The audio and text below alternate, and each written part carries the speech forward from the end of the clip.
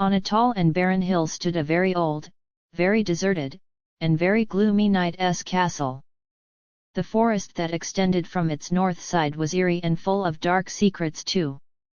Those that lived in the other part of the forest avoided the castle, making wide circles around that area and rarely speaking about it out loud. The only creatures who ever knocked at the castle gate were passers-by who needed directions or those who were hoping to meet a real knight inside. Nobody knew what happened to those curious strangers, except that when they went into the gate, they did not come back out.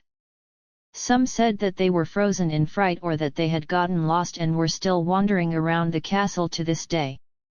The younger forest dwellers were fascinated by these stories about this mysterious castle and listened attentively to the tales told by the older animals.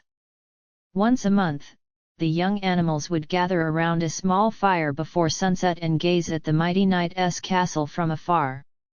The darker it became, the more sinister it seemed. The oldest in this group was Carol the owl.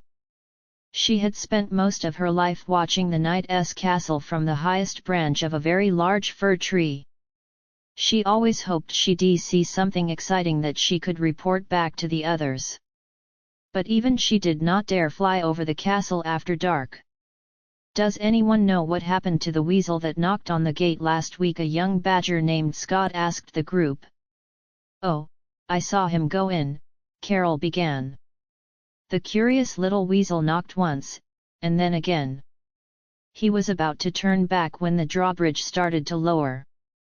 I heard a deep and creepy voice say, 'Come in. Who dares disturb me here?' Then the bridge was raised again, blocking my view. After that, there was only silence. You see," squeaked Sally the squirrel.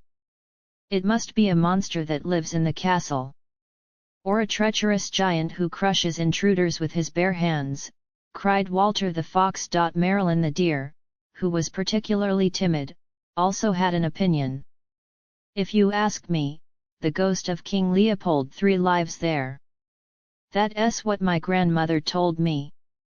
Simon the wolf, who was not afraid of anything or anyone, howled and said, "If a ghost really does live there, I would have definitely heard about it from my grandfather.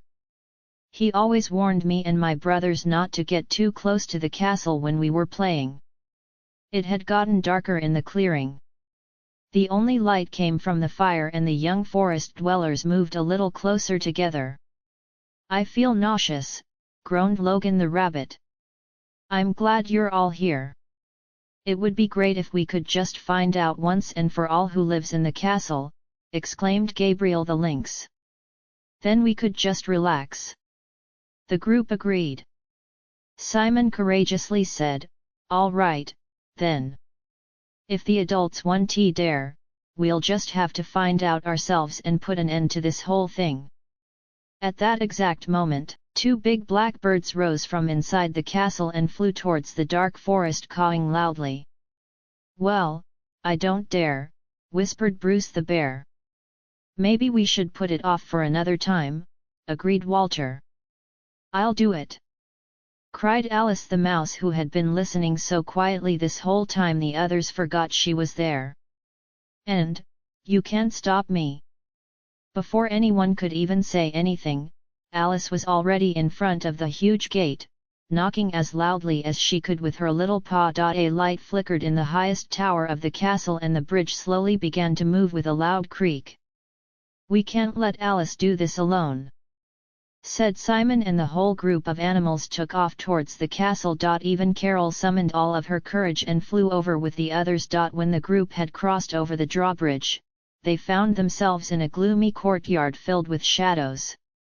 Torches lit up around them so that they were able to find their way. In all their excitement, the animals forgot their fear as they moved towards the impressive castle. They walked around a big tree and suddenly they were face to face with a mid-sized dragon. He was old and very tired looking. He told the animals that he was the last of his kind and lived in this abandoned castle along with the ravens and bats. He went on to explain that he was just as afraid of them as they were of him. He worried they would chase him from the castle when they found out that he could no longer breathe fire and wasn't so scary after all. That's why he lived alone, but he was very lonely. But what happened to all those strangers and the little weasel who knocked on your door? They disappeared and were never heard from again," said Marilyn. The others all nodded. They were close to finding out their answer. "Ah yes," said the dragon. "The strangers are always curious. They are hopeful that they will get to meet a knight here in the castle. When they don't find any, they quickly get lost in the many winding hallways. There is one particularly dark and narrow path that leads them under the castle vault, through a labyrinth and out to the other side of the river behind the castle. They get pretty spooked and remember their adventure for a long time. They certainly don't come visiting the knight's castle anymore, nor do they suggest anyone else should either. It's the most excitement and fun I ever get around here. The weasel has known me for a long time," he continued. "He visits me from time to time and has promised not to tell anyone so that I can stay here and live in peace." "But what about that eerie voice we hear when someone knocks on your gate?" asked Carol. "Is it the ghosts of nights past?" Walter wondered. The dragon was quiet for a while. Then he said in the same eerie voice, "That will remain a secret forever." Alice, who despite being only a little forest mouse had been the bravest of them all, said, "You know, Carol, when you are very afraid of something, it seems much bigger and more powerful than it really is."